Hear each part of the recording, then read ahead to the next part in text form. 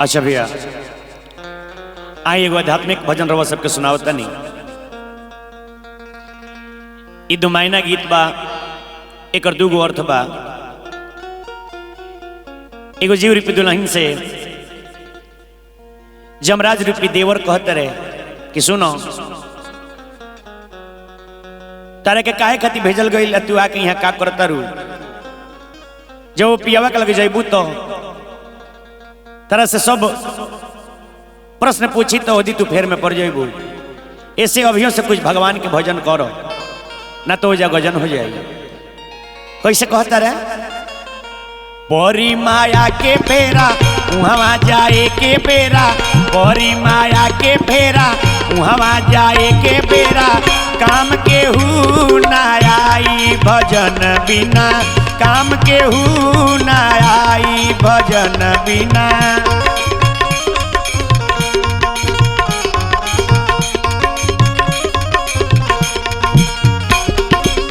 परी माया के फेरा उहवा जाए के बेरा, परी माया के फेरा उहवा जाए के बेरा, काम के हु ना आई भजन बिना, काम के हु ना आई भजन बिना।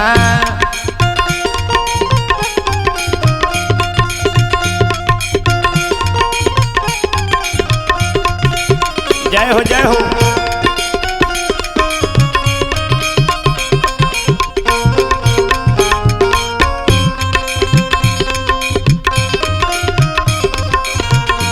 बना रही निकू भाई।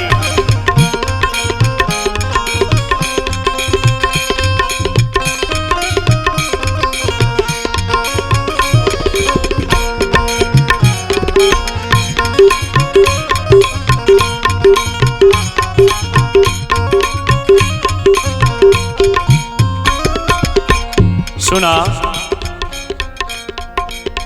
ओजा कुछ करार को कहीं आइल बारू, आ तू का करता रू तनी ऊपर ध्यान दो।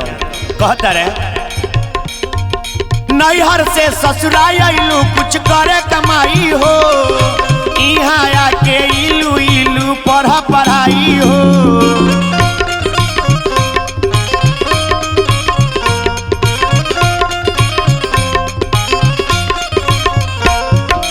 नैहर से ससुराल आइलू कुछ करे कमाई हो, यहाँ आके इलू इलू पढ़ाई हो।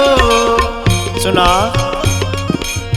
दुआरा पर खड़ा हो कि देबू का लेखा जोखी, दुआरा पर खड़ा हो कि देबू का लेखा जोखी, करनी के पाना पलटाई भजन बिना, काम के हु ना आई भजन बिना।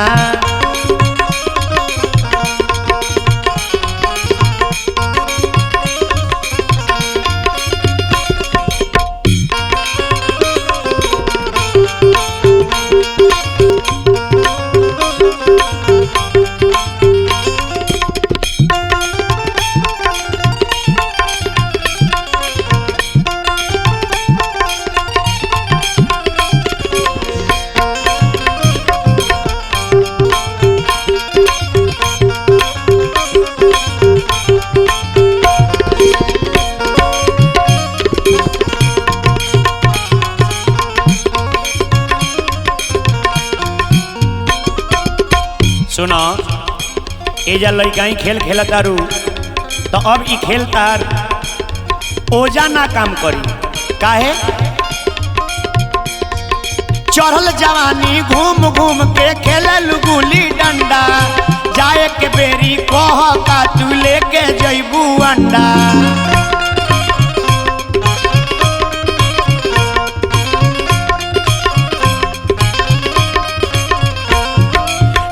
जवानी घूम घूम के खेलल गुली डंडा, जाए के बेरिया कह का तू लेके जैबू अंडा। एगो और काम तेजा करता रू। सुनो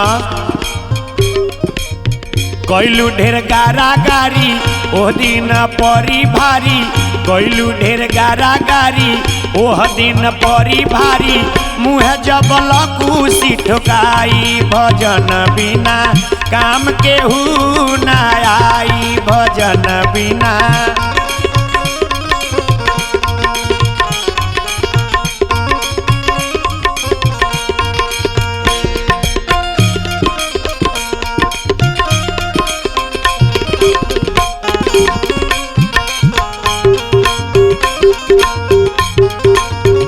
बन रही ऋतुराज बाबू बन रही।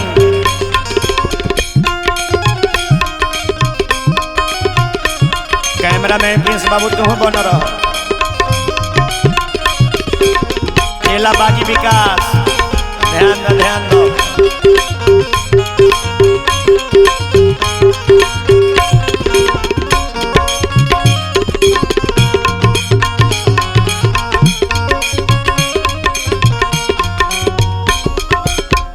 आज जवानी चढ़ल बा तो केहू के कुछ नहीं क्यों बुझत, लेकिन जहिया बुढ़ारी में अबू ओ दिन जानता रुका होई। चाम गाल के झुल जाई मुंह देखत चित फरियाई, कवि महेश विशेष कहीं का अपने लोग गरियाई।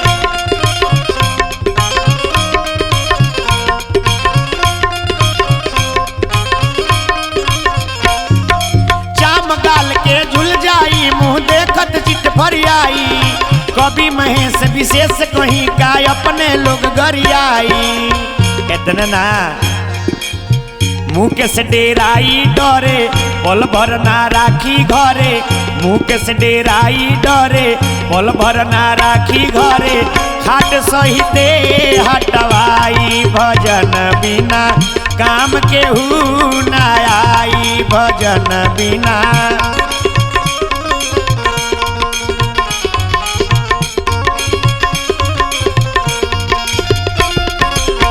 बड़ी माया के फेरा वहाँ जाए के बेरा, बड़ी माया के फेरा वहाँ जाए के बेरा।